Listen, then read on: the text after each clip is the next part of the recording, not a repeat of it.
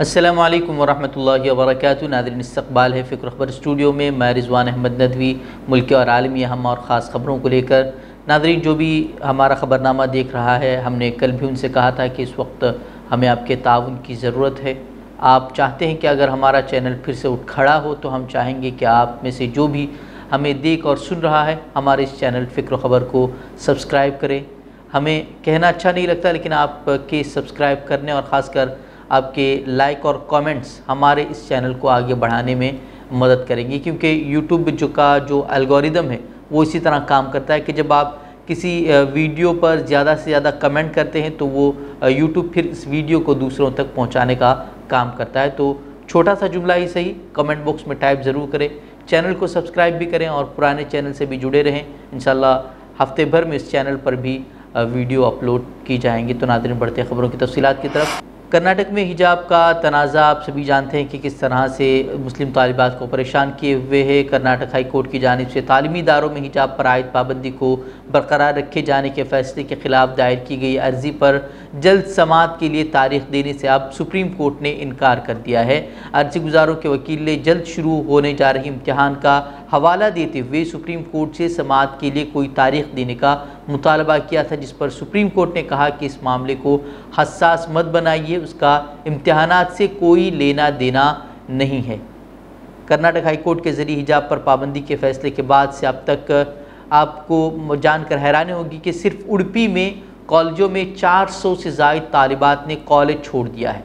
उडुपी की मुस्लिम तंजीमों की नुमाइंदा जमात मुस्लिम ओकोटे के मुताबिक उन्होंने कहा कि ज़िले में प्री यूनिवर्सिटी कॉलेजों में 1446 मुस्लिम तालिबात पढ़ा कर रही थी, लेकिन उनमें से 232 ने तालीम का सिलसिला मुनक़ते करने का फ़ैसला कर लिया है। उनमें से बहुत सी तालिबात ने हाई कोर्ट के फ़ैसले के बाद इम्तिहान ही नहीं दिया है। उनके अलावा बाकी तालिबात डिग्री कॉलेजों की बताई जा रही हैं। ये एदाद-ओ-शुमार जो बताए गए हैं 400 की जो हमने एदाद-ओ-शुमार बताए, ये फ़िलहाल सिर्फ उडुपी के कॉलेजों के हैं जहाँ से जो है पूरा तनाज़ा शुरू हुआ था।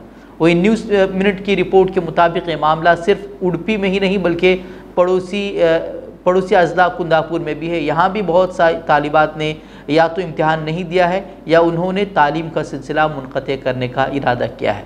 ख़ुद तालीमी इदारों के ज़िम्मेदारान ये भी मान रहे हैं कि हिजाब पर पाबंदी की वजह से उनके यहाँ से सैकड़ों बच्चियों ने या तो इम्तिहान नहीं दिया है या वो क्लासेस में शिरकत नहीं कर रही हैं। ये बहुत ही बड़ा मामला और बहरान बनता जा रहा है, जिसकी तरफ ध्यान देने की ज़रूरत है। वहीं लेकिन जिस तरह से हिजाब का मसला बना हुआ है वो काफ़ी मुश्किलात खड़ी कर रहा है। और लेकिन जिस तरह से कर्नाटका में हिजाब का तनाज़ा शुरू हुआ उसमें हमने देखा कि किस तरह से हंगामा खड़ा किया गया और वहाँ के प्रिंसिपलों की और स्कूल स्टाफ की हिंदुत्ववादी जहनीत भी बेनकाब हो गई। एक तरफ से इन्हें किस तरह से परेशान किया गया हमने देखा, और अब मुसलमानों को भी लाएहमल तैयार करना होगा कि वो किस तरह से मुस्लिम तालिबात की तालीम का बंदोबस्त करते हैं, उसका इंतज़ाम करते हैं। उसके लिए मुसलमानों को आगे बढ़ना होगा, तालीमी इदारे बनाने होंगे और इसको लेकर काम भी अब शुरू किया जा रहा है। बहुत सी बातें कही जा रही हैं, मुस्लिम कायदीन भी आगे आ रहे हैं। तो हम सबों को फ़िक्र करनी चाहिए मुस्लिम तालिबात की तालीम के लिए और इसका कोई ठोस लाएअमल तैयार करके अब मुसलमानों को आगे बढ़ना होगा, ताकि मुस्लिम जो ख़वातीन हैं, मुस्लिम तालिबात हैं, वो अपनी इस्लामी शनाख्त के साथ अपनी तालीम को जारी रखें और आगे बढ़ें। मगरबी बंगाल के बीरभूम में टीएमसी रहनुमा के कत्ल के बाद 8 अफराद को ज़िंदा जला दिया गया था और अब उस पूरे मामले को बीजेपी रहनुमा हिंदू बनाम मुस्लिम करने की कोशिश कर रहे हैं। हैदराबाद से बीजेपी रहनुमा टी राजा सिंह ने वीडियो जारी कर इल्ज़ाम लगाया है कि जो लोग मारे गए हैं वो हिंदू थे। हालांकि हकीकत ये है कि सभी मारे जाने वाले लोग मुसलमान थे और अब इस सान्हे को भी नफरत के लिए इस्तेमाल किया जा रहा है। टीएमसी के गुंडे जो मुसलमान है वो लोगों ने निर्दोष हिंदुओं को टारगेट किया, घर को लॉक करके 7 जनी को एक जगह जिंदा जलवा दिया और 3 जनी को जिंदा जलवा दिया। बंगाल में आज हिंदुओं की यह परिस्थिति है।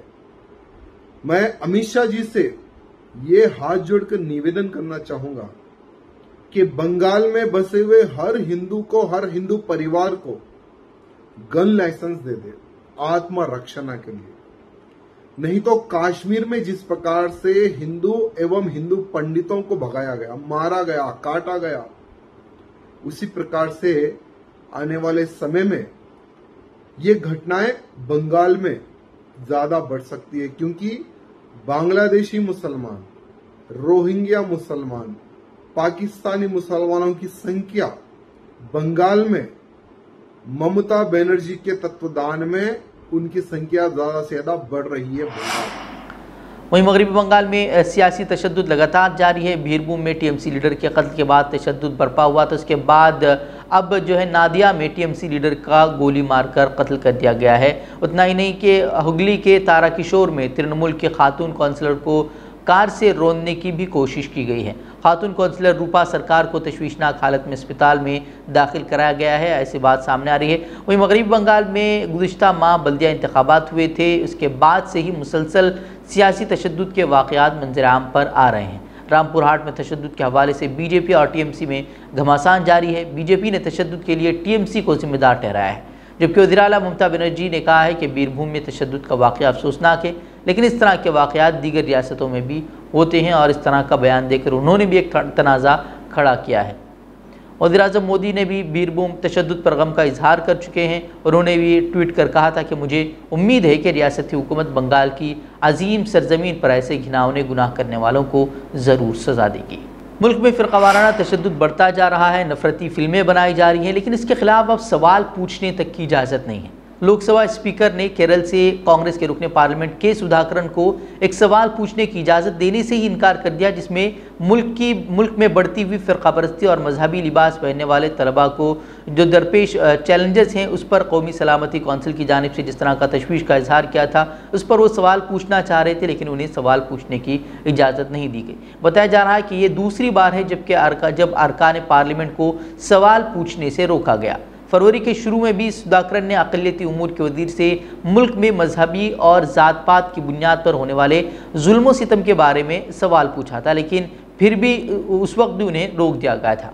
सुधाकरन वजारत से मजहबी और ज़ात पात की बुनियाद पर होने वाली अमवात और मुल्क भर में अक़लियतों के ख़िलाफ़ नफ़रत अंगेज़ जराइम से मुताल्लिक़ डेटा चाहते थे। उन्होंने ये सवाल भी उठाया था कि क्या हुकूमत इस बात से वाकिफ़ है कि मुल्क में फ़िरक़ावाराना फ़सादात की तादाद में 96% इजाफा हुआ है और सिर्फ 2020 में नस्ली तशद्दुद के वाक़यात में 50% का इजाफा हुआ है। लेकिन हैरत की बात यह है कि इस तरह के सवाल पूछने की भी इजाज़त नहीं दी जा रही।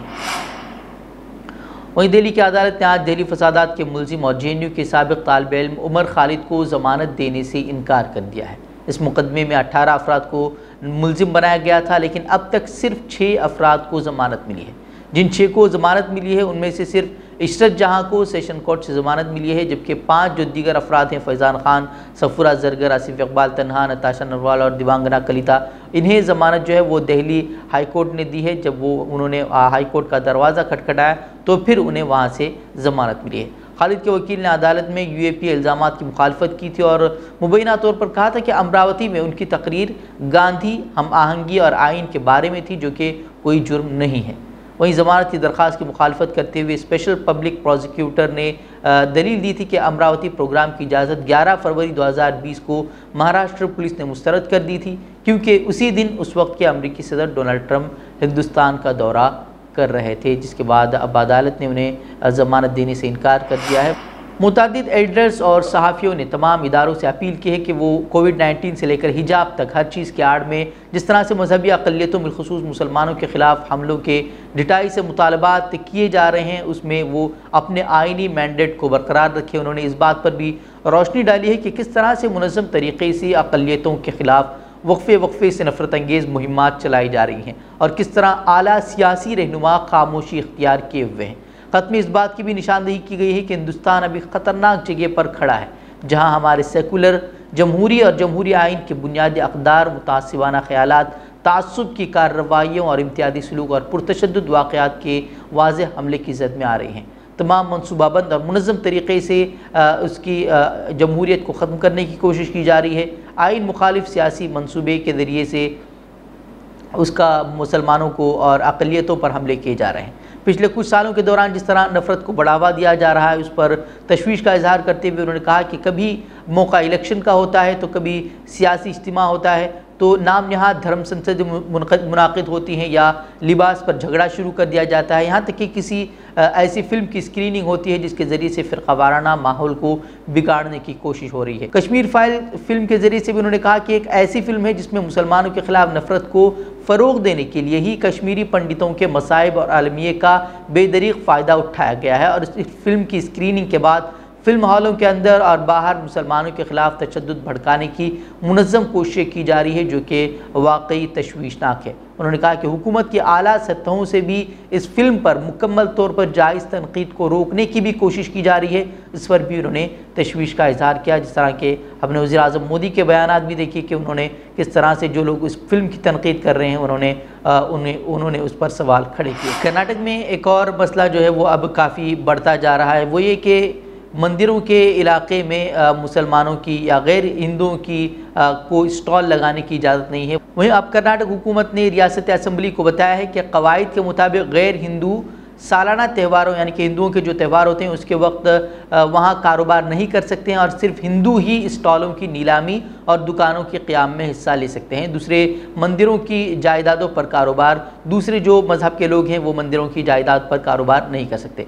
साहिली कर्नाटक में मंदिरों की जानिब से मंदिरों के मेलों में गैर हिंदुओं को कारोबार करने की इजाज़त न देने की इत्तलात के दरमियान ये बात सामने आई है। जब असम्बली में इम्तियाजी सलूक का मामला उठाया गया तो हुक्मरान बीजेपी ने कवायद का हवाला देते हुए खुद को इससे दूर करने की कोशिश की।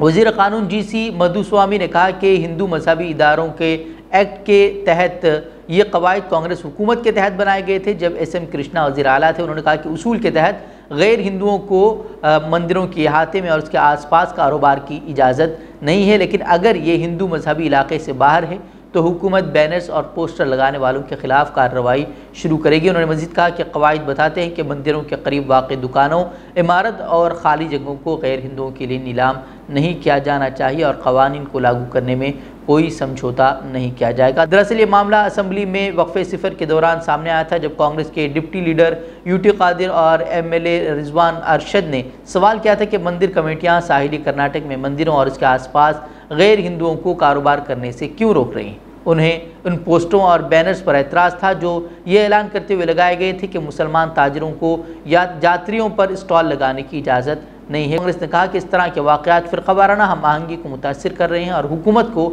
इन लोगों पर कार्रवाई करनी चाहिए जो मुआशरे को मजहबी खतूत पर तकसीम करने की कोशिश कर रहे हैं। राजस्थान के अलवर ज़िले में सोशल मीडिया पर फिल्म दी कश्मीरी फाइल्स पर तनकीद करने वाले एक दलित को कुछ लोगों ने मंदिर में नाक रगड़ने पर मजबूर किया और उसकी पिटाई भी की।